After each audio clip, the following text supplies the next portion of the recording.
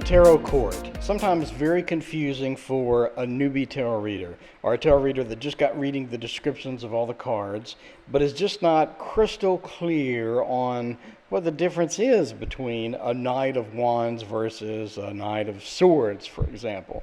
Sure, you can look at the graphic on the card and determine that the Knight of Swords is going to be a little more, movement oriented, a little more action packed than the King of Pentacles or whatever, but what would really help is to ground the tarot court cards into personalities, or basically just grab the psychiatrist couch and talk to the different court cards and get their base personality. How would they react to being surrounded by the Star, or how are they surrounded by the Eight of Wands? How are they going to interact with the other court card characters that you have in your spread? The best way to do that, and without obviously buying one of these wonderful books that have been published, and a free version of that, is to go to the Meyers-Briggs type indicator. Now, this was created based upon Jungian theory from long ago, and it is used to determine the different personality types that people have. And they organize this into a 4x4 grid, or 16, which corresponds with the 16 court cards that you're going to have in a deck.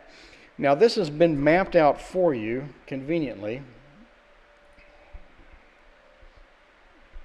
by Mary K. Greer and Tom Little to be Wands, Cups, Swords, Pentacles at top, and obviously Kings, Queens, Knights, Pages down at the bottom. And if you're not familiar with the Myers-Briggs, you're going to look at an INTJ and say, what the hell is that? And I'll explain that to you in a minute, along with where you can look that up. But here you do have a map to the different court cards and their personality types. Now, after the Myers-Briggs came out, a person named David Keirsey, which I'm a huge fan, came up with Please Understand Me book and Please Understand Me too. And this uses his Keirsey temperament theory, which has been picked up by a lot of people and has a ton of fans. Now, on his site, which I'm going to give you a link to in the comments, you can go there and look up all the different personality types of your court cards.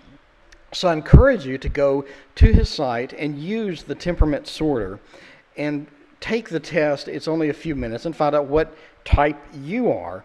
And once you find out your type, then you can relate yourself to one of the court cards and make it your own. And that's going to be a representation of you. There's a lot of books that are used based upon the Myers-Briggs and the Keirsey things, even this one here, which is just your type, create a relationship you've always wanted using personality types. So basically it's going to tell you, who are you not going to get along with? Who are you going to date and be successful dating? Who should you marry? And things like this.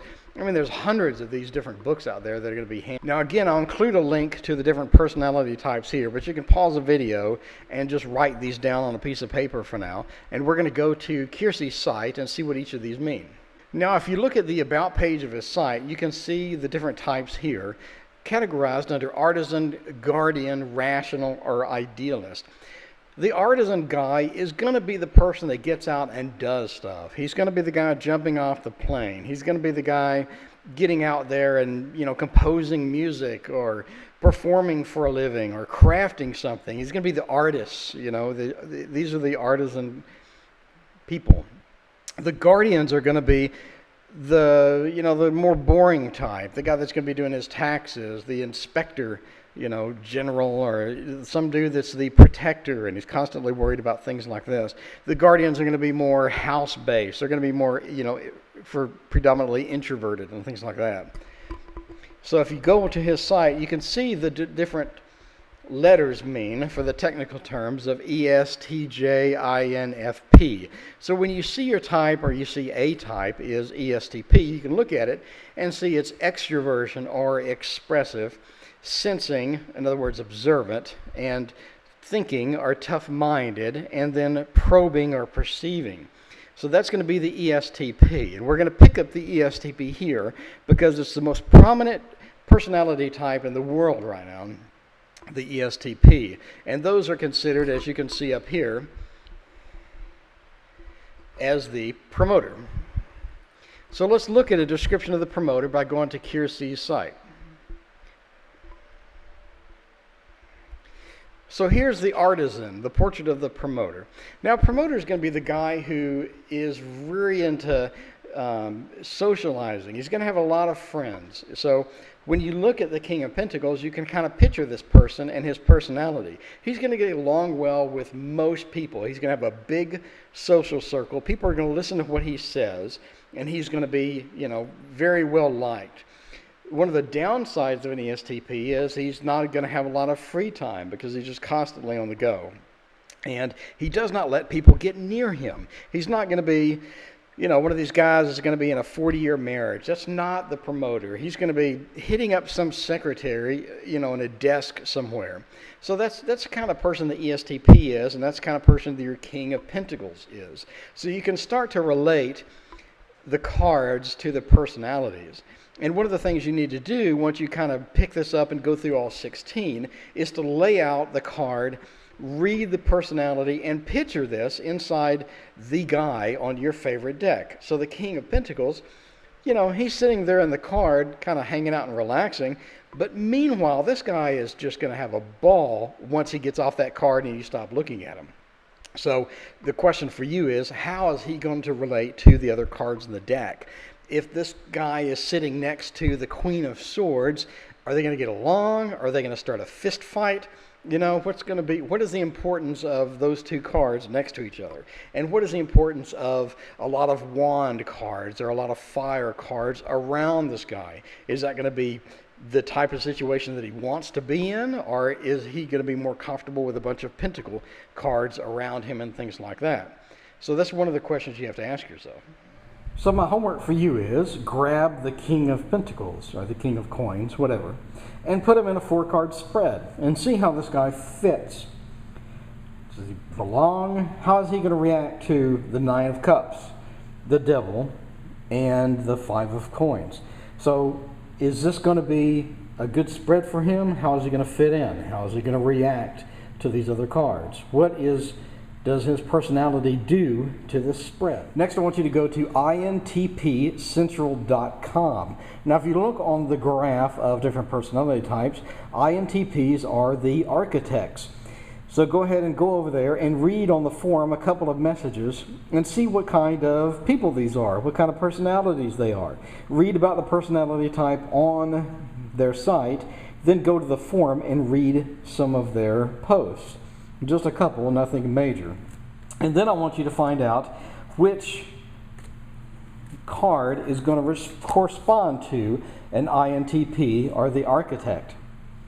Then once you figure that out, how does that character fit in with this spread as well? What's the difference, in other words, between the King of Coins in this spread and how he's going to react to the spread and how is he going to interact with these other cards, and the Queen of Swords in the exact same spread? What personality differences manifest themselves, and how do they manifest themselves within this 4-card spread? So do a couple of these per court cards, get an idea of the different personality types, how they're going to react, how they're going to fit in, and also if you want to, you can do some card stacking to where you stack an additional card onto a court card. So the Queen of Swords is helped by the 8 of Coins and things like this, and figure out the different personality types. Then take your particular personality type card out, set it aside, and you tell me how would you fit into, a totally different 3-card, 4-card spread. So it's up to you to do some spreads with different personalities, learn what they all mean, and then figure out how they're going to relate, how they're going to get along with people and things like that. You can also combine them.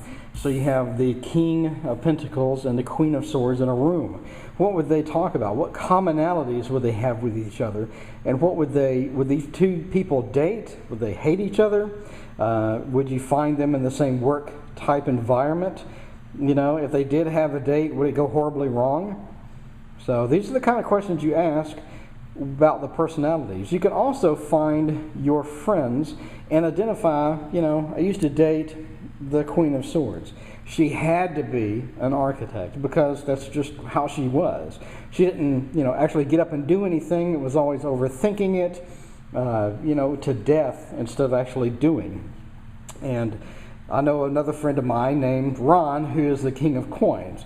A very, promoter type person, that type of personality and things like that.